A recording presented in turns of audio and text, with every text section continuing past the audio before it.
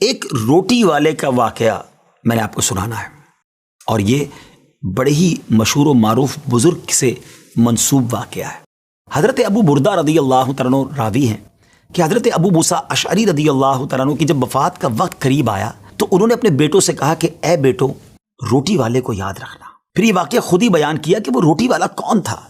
آپ نے کہا کہ ایک شخص تھا جس نے 70 سال اللہ کی عبادت کی، بڑی عبادت کی، مگر 70 سال بعد جب وہ باہر آیا تو شیطان نے اس کو بہکایا اور وہ ایک عورت کے فتنے میں مبتلا ہو گیا۔ 7 دن اور 7 راتیں وہ اس عورت کے ساتھ رہا، غلط کام ہو گئے۔ اب اس کو پھر شرمندگی ہوئی کہ یہ میں نے کیا کیا، 70 سال عبادت کی اور یہ 7 دن اور 7 راتیں میں نے گناہ میں گزار دی۔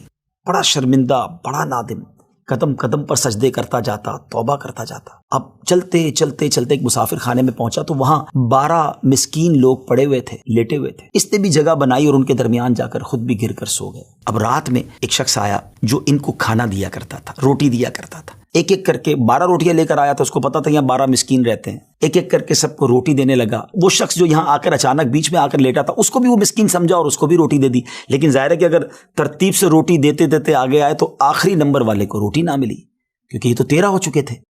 تو بانٹنے والے سے اس مسکین نے کہا کہ تم نے آج مجھے روٹی کیوں نہیں دی؟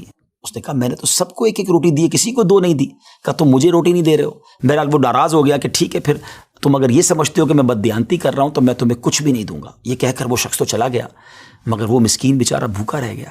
اب وہ شخص جس نے ابھی توبہ کی تھی، پہلے 70 سال کی عبادت بھی کی ہوئی تھی، اس کو خیال آیا کہ میری وجہ سے اس مسکین کو روٹی نہیں ملی ہے۔ بھوک اسے بھی بڑی تھی، مگر اس نے وہ روٹی اسے دے دی۔ شدید بھوک لگی ہوئی تھی، رات بھر بھوک میں تڑپتا رہا اور اسی بھوک کے عالم میں صبح اس کا انتقال ہو گیا۔ حضرت ابو موسیٰ اشعری رضی اللہ تعالیٰ عنہ فرماتے ہیں کہ جب یہ شخص اللہ کی بارگاہ میں پہنچا نا تو ایک پلڑے میں اس کی 70 سال کی عبادت رکھی گئی اور ایک پلڑے میں وہ 7 دن اور 7 رات کے گناہ رکھے گئے۔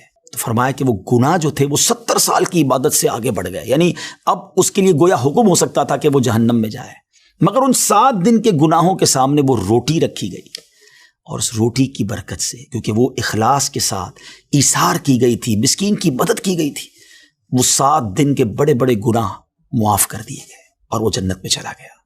پھر آپ نے اپنے بچوں سے کہا بیٹا روٹی والے کو یاد رکھنا۔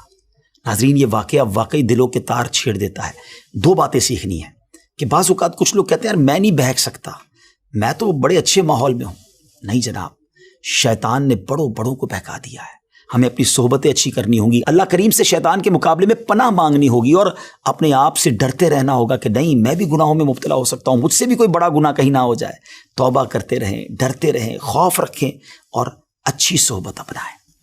اور دوسری بات، صدقہ جو ہے نا وہ گناہوں کو مٹا دیتا ہے۔ صدقہ اللہ کی بارگاہ میں بڑا پسندیدہ ہے، غریبوں کی مدد کرنا یہ اللہ کو بڑا پسند ہے۔ ہمیں بھی چاہیے کہ وقتاً فوقتاً اپنے غریب پڑوسیوں، غریب رشتہ داروں، غریب مسلمانوں کی مدد کرتے رہیں۔ اور دعوت اسلامی کا شعبہ FGRF سبحان اللہ دکھیارے مسلمانوں کی شاندار انداز میں مدد کرتا ہے۔ سیلاب زدگان کی مدد کتنے بڑے پیمانے پر کی گئی، اور یہ سارا سال ہی اب کچھ نہ کچھ سلسلہ رہتا ہے، تو آپ بھی FGRF کا ساتھ دیجیے، دکھیارے مسلمانوں کی مدد کیجیے۔ اللہ آپ کے رزق حلال میں برکت عطا فرمائے اور ہم سب کے گناہوں کو معاف فرمائے۔